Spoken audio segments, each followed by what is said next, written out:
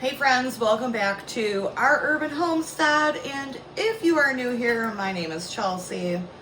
If you're not new, you already know my name. Either way, I welcome all of you back, and I'm going to do a video on something I have been asked so many times by friends if I do, and I've typically told them how I do it and what my process is, but since I need to do it, I figured I would finally make a video on it. And that is dehydrating cheese to have it shelf stable for your pantry. For those of you who are new here, I just kind of want to give you a little synopsis of what I do here on this channel. I live in Southwest Michigan, so I do a lot of gardening content when the weather permits.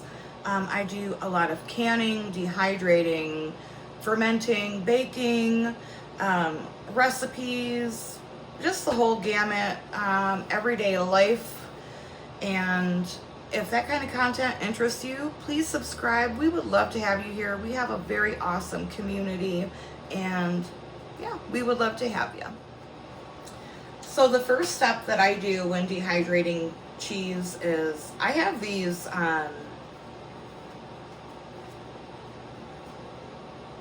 they're silicone. They come in large sheets, so you have to cut them to the size of your dehydrator tray. I highly recommend getting them to go on top of your dehydrator tray. I could link them in the description. But what I do is I lay some paper towel and then I put the silicone mat. Depending on the fat content of your cheese, it's really important to do this. So today I'm going to be doing some shredded Colby cheese. What this paper towel is going to do is absorb the fat. As we know, unless it's like mozzarella, cheese is high in fat, and rather than going to my dehydrator and blotting it with a paper towel like every 5 minutes, I find that this way just works a lot better. The fat drips down on the paper towel and I don't have to worry about it. I also want to talk about temperature really quick. The temperature that I dehydrate my cheese at is 95 degrees. If your dehydrator doesn't go down to 95 degrees, anywhere from 120 to 130 degrees is where you want to dehydrate your cheese. Lower temperatures make for a longer drying process. That lower temperature does retain the texture and the flavor of the cheese as it dehydrates.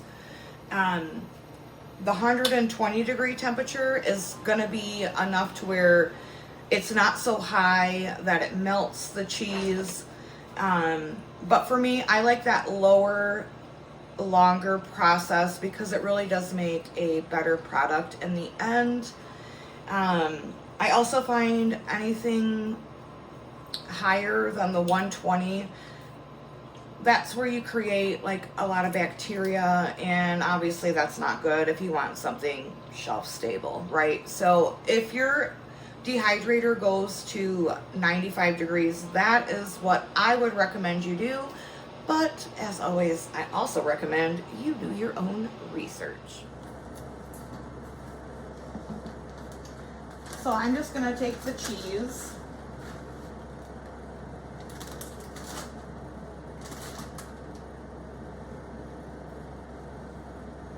an even thin layer. You don't want it clumped up on top of each other.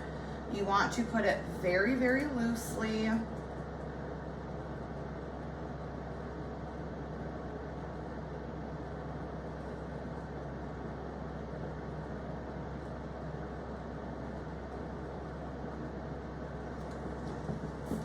And I'm just gonna go ahead and fill the rest.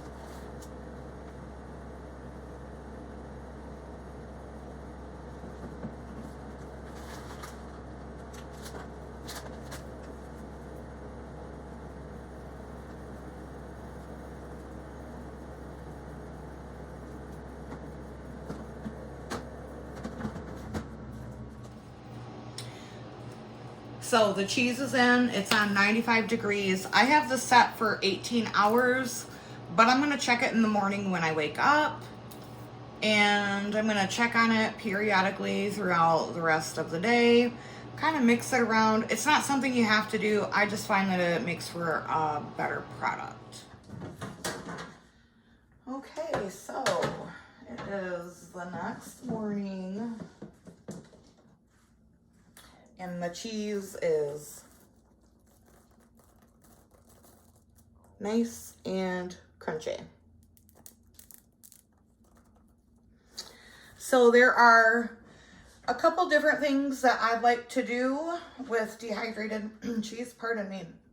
One is you can simply store it in a jar just like this and rehydrate it. Yes, I will show you how to do that. You can also turn this into a cheese powder.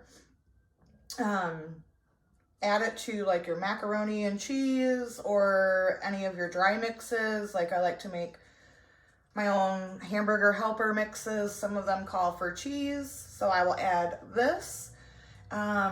You can add it into just like this without powdering it or rehydrating it. I make scallop potatoes. All these videos I'm talking about that I've done, I will leave linked in the description below so you can check them out for yourself if you're interested in that. So, I'm going to, now even though they're dehydrated, it's still a bit warm, and we don't want to put this into our jar right away if you're going to be storing it on your shelf, because it's warm, and then that will create condensation in your jar, which will turn into mold. And, you know, we don't want that. So, all right, so I'm going to show you how to reconstitute your dehydrated cheese. I've got about maybe 2 tablespoons of dehydrated cheese in here. Now there's 2 different ways that I do this. I typically have like a spray bottle and I'll just spray the cheese, give it a stir every half hour. Well, not half hour, it takes about a half hour. Give it a spray, stir it up, come back and check it, give it a spray. Or you can simply just put like a teaspoon or so of water.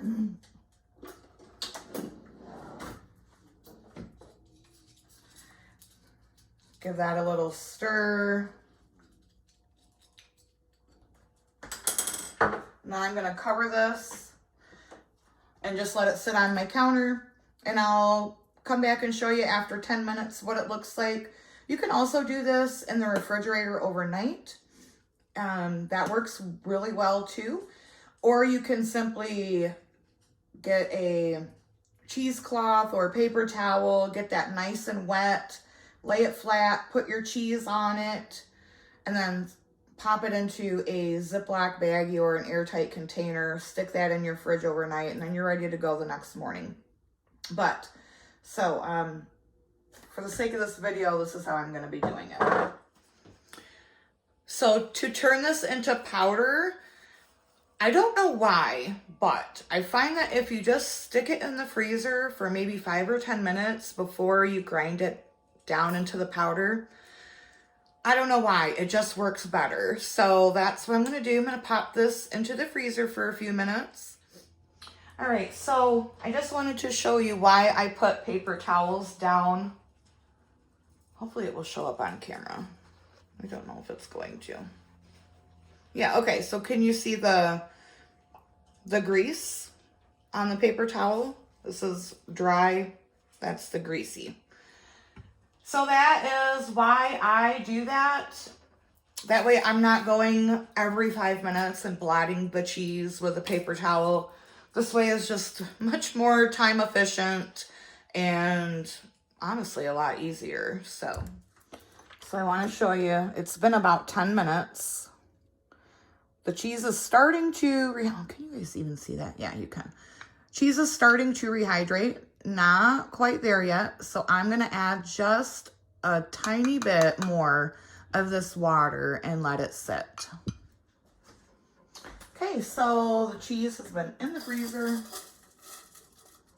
Now, if you don't have a high-powered blender like I do, a coffee grinder works just as well. And then I'm going to hit this on high until it's nice and powdered.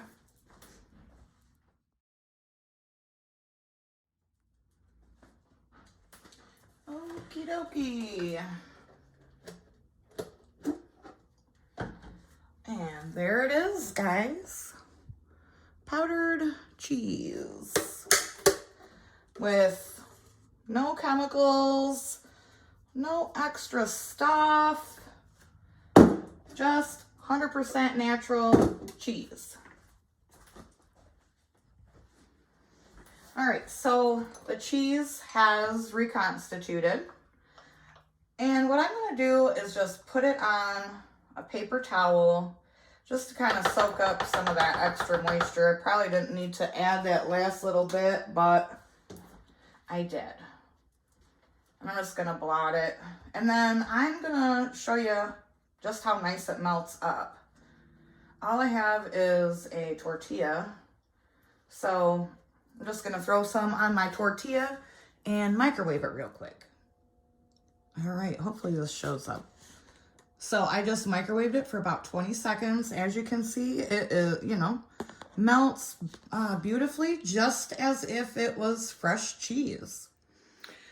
So whether, you're going camping or backpacking, dehydrated cheese is a wonderful, wonderful way to cut down on like weight and bulkiness, and you don't need any refrigeration for it. How long will dehydrated cheese last? Many, many, many, many years. If you use Mylar bags, that dehydrated cheese is going to last you like 15 years. On your shelf, if you vacuum seal it in your jar, I would say 5 years. So give it a try if you've never done it. It's really a great way, like especially now if you can find, big blocks of cheese on sale, shred it yourself, and then dehydrate it, and you got cheese for days, for years.